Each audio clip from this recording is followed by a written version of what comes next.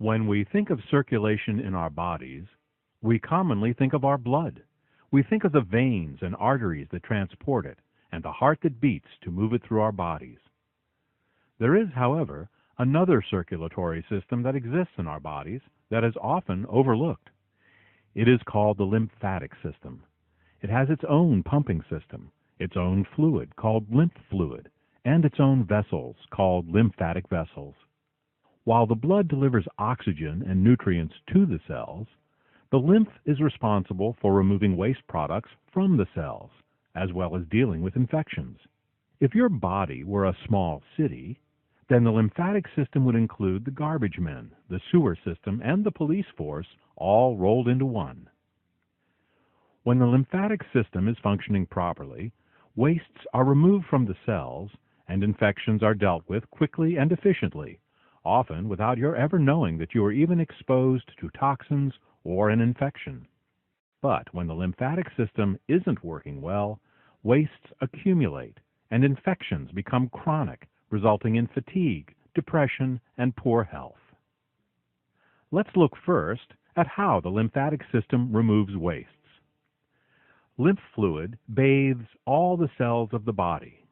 Think of lymph as a slow-moving river, washing away the waste products created in the normal functioning of our cells. After cleansing the tissue, the lymph fluid is then transported through a series of tubes called lymphatic vessels, then through specialized glands called lymph nodes, and other lymph organs before it finally rejoins the general circulation. While you cannot see a lymph vessel, like you can see the blue veins on the insides of your arms, or feel the flow of lymphatic fluid, like you can feel the blood pulse through the arteries of your wrists, you can occasionally feel a swollen lymph node in your neck when you are feeling under the weather.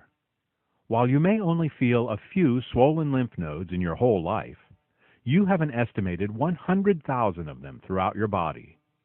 There are also about 5.5 gallons of lymph fluid inside you. This means that you have nearly 3 times as much lymph fluid in your body as you do blood. Let's look more closely at the lymph nodes. They are found throughout the body, with clusters in the groin, neck, armpits, and intestines. Inside the lymph nodes are special white blood cells called lymphocytes that produce antibodies. Antibodies attach to infectious microorganisms so that the rest of the immune system can recognize the infection and destroy it. Without antibodies, our immune system would be blind and wouldn't know what to attack. There are 100,000 small generalized lymph nodes in the body where the lymphocytes and antibodies are held. In addition, there are a few larger lymph organs with special functions. The first specialized lymph organs we will talk about are your tonsils. When you get a sore throat, what you are feeling is often diagnosed as tonsillitis. You are born with 3 pairs of tonsils, but many people listening to this program no longer have their tonsils. As late as the 1970s, 1/3 of all operations performed in the United States under general anesthesia were for the removal of tonsils. It is now recognized that rather than surgically removing swollen tonsils, it is better to keep them and improve your health. In other words, don't kill the messenger. Swollen tonsils are simply specialized lymph organs that are working overtime to produce antibodies and clean the throat. Tonsils keep the throat healthy and balance the immune system. This is an important and difficult job. The mouth is the dirtiest and most infectious place in the human body. Every tooth has millions of bacterial cells living on it. This is the plaque we brush off every time we brush our teeth. The bacteria that grow on teeth have been associated with many diseases, including heart disease. With every swallow of food, we transfer these bacteria down our throat. Now, the stomach has acids to kill these bacteria, but the throat must continually deal with this bacterial onslaught. It is the tonsils that come to our defense. While there are some extreme cases where chronically infected tonsils must be surgically removed, modern medicine is now of the opinion that this should be avoided if at all possible. The second specialized lymph organ we will talk about is the spleen. Its job is to filter foreign substances out of the blood, such as the billions of worn-out red blood cells that die naturally every hour. The spleen also stores red blood cells and releases blood to the body in case of extreme blood loss.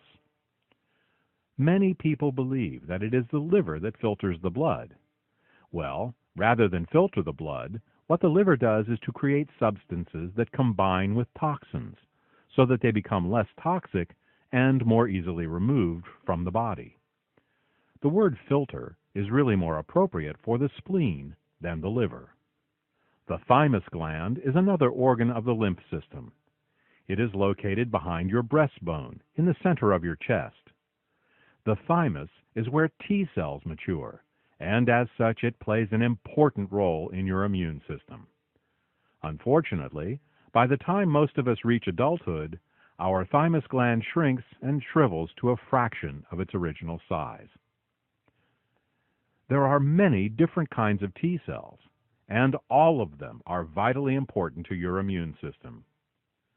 T helper cells regulate the immune system and activate other white blood cells. Cytotoxic T cells destroy virally infected and cancerous cells. Memory T cells keep a record of every infection you have ever been exposed to, so that if you are exposed to the same or a similar infection again, your immune system can recognize that you are under attack very quickly. The faster your immune system can mobilize a response, the less likely you are to have a serious infection. Many times a person will feel a little sick for a few hours, perhaps have a sore throat and feel fatigued, but then later they feel fine. This is often the case when a person is exposed to an infection that their memory T cells have on file, and thus the immune system is able to knock out the infection before it can become a problem. Regulatory or suppressor T cells keep a person's immune system from being too aggressive and attacking their own body. When a person has an autoimmune disease, their regulatory T cells are not working properly. Natural killer T cells are specialized attack cells that can recognize certain stealth infections and tumors that other T cells might overlook. Clearly, the thymus gland and the T cells that mature in it are a vital part of our immune system. The appendix is another specialized part of the lymph system. Every year, there are on average 500,000 Americans who have their appendix surgically removed. For a long time, doctors thought that the appendix was a useless organ, left over from evolution that now served no purpose. Today, we know that to be incorrect. It turns out that the appendix stores a reserve of good colonic flora. In the event that an infection, or in modern times, antibiotics, destroy the good bacteria in the colon, all is not lost. The good bacteria held in the appendix can come out and repopulate the colon. It's like a probiotic insurance plan. In the same way that the tonsils keep the throat healthy, the appendix keeps the colon healthy.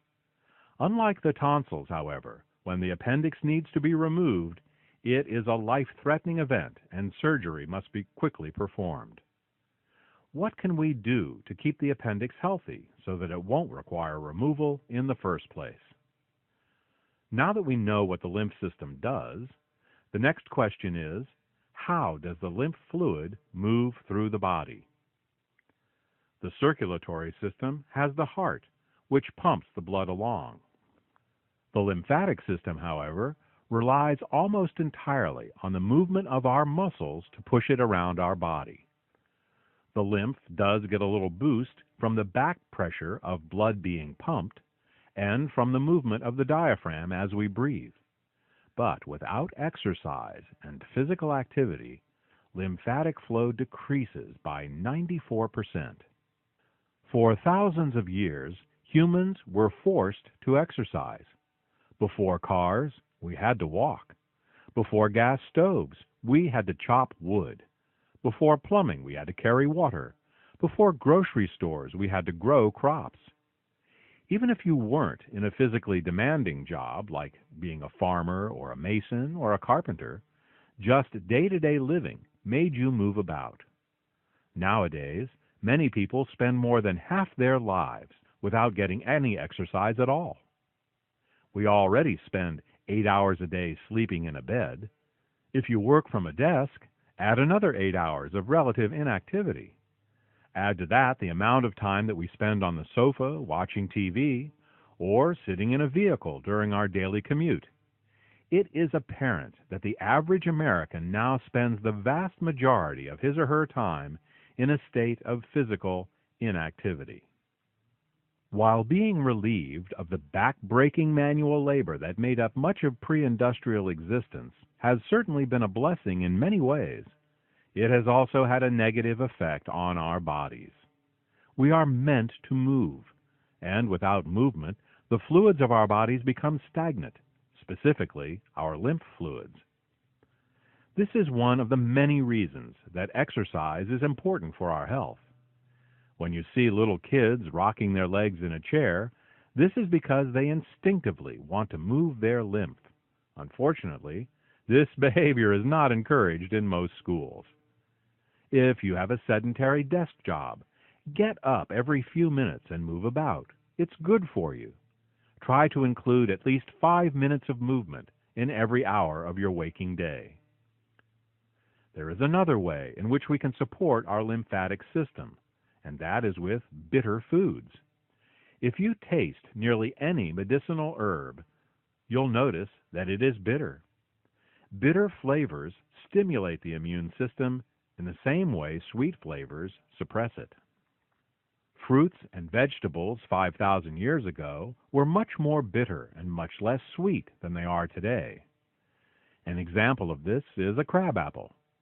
Thousands of years ago, all apples tasted like crab apples. If you've never had one, they are small, bitter apples that you'd rather spit out than chew. Over thousands of years, farmers picked the biggest and sweetest crab apples to grow in their orchards, and in this manner bred what are now known as our modern apples. While these sweet apples taste good, they have been stripped of their medicinal lymphatic stimulating qualities. Their excessive sweetness encourages infections by increasing our blood sugar levels, as well as directly suppressing our immune systems. Adding bitter herbs back into our diet with supplementation is one way that you can support your lymphatic system. Well, now you know all about the lymph system. In order to help this vitally important and overworked system, we've developed Lymplex. Lymplex is a nutritional supplement that contains 10 organic and wild-crafted herbal extracts specifically chosen for their lymphatic cleansing and rejuvenating properties. These herb extracts tighten the lymphatic junctions, thin the lymphatic fluid, and support proper lymph flow and immune function. Lymplex contains extracts of echinacea, ginger, astragalus, cleavers, calendula, red root, lobelia, mullein, and burdock. You can take Lymplex as a daily supplement, or anytime you feel sluggish, have an infection, or are doing a general cleanse of your body. When you take Lymplex, you may notice physical sensations in the lymph nodes around your body. These are signs that the sluggish nodes are getting a good cleanse. It is also possible for a person to feel tired or a little under the weather the first time they take Lymplex. This is natural and is to be expected, as years of accumulated debris is now being flushed out of the body. If you want to keep your body healthy, you need to keep your lymphatic system healthy.